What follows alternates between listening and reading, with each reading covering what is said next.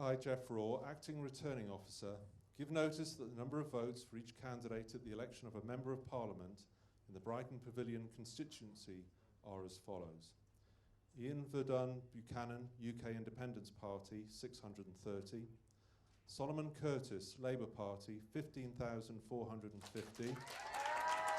Caroline Lucas, Green Party, 30,149. Emma Warman, Conservative Party, 11,082.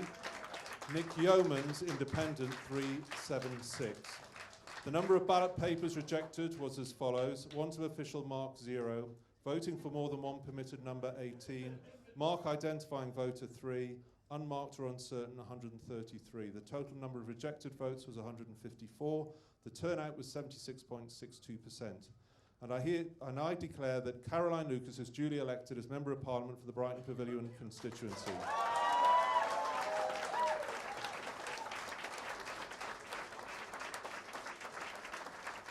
Well, thank you so much. Thank you to Jeff Raw, the returning officer, and all his amazing staff tonight.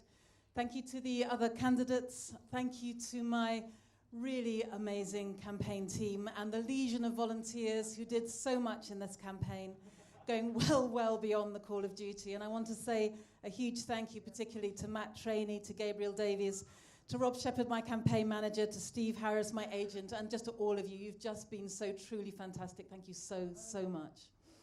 Thank you to my amazing family, as ever, who are always with me on every step of the way. And most of all, thank you to the wonderful people of Brighton Pavilion, whom it has been such an honour and privilege to serve. Thank you for putting your faith in me again. I'm proud of the campaign the Green Party has run. I'm proud that we put climate change and the environment crisis on the political agenda at a time when none of the other parties were talking about it. I'm proud we stood up for the precious gift of free movement and against the extreme Brexit for which Theresa May had no mandate before, and she certainly has no mandate now.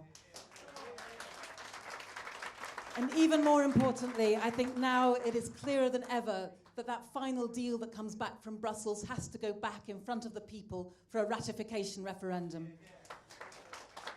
I'm proud that we challenged the government on the scandal of their record of arms sales to Saudi Arabia, and I'm proud that we've pushed the boundaries of the politically possible. At the start of this campaign, we said we would do politics differently, and we did.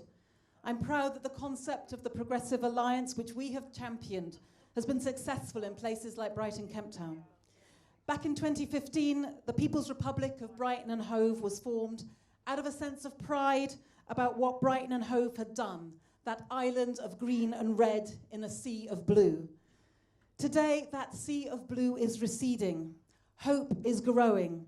People have shown that we can do politics differently, and I'll be fighting in Parliament to make sure that that is what happens. And there are going to be huge challenges ahead in this next Parliament.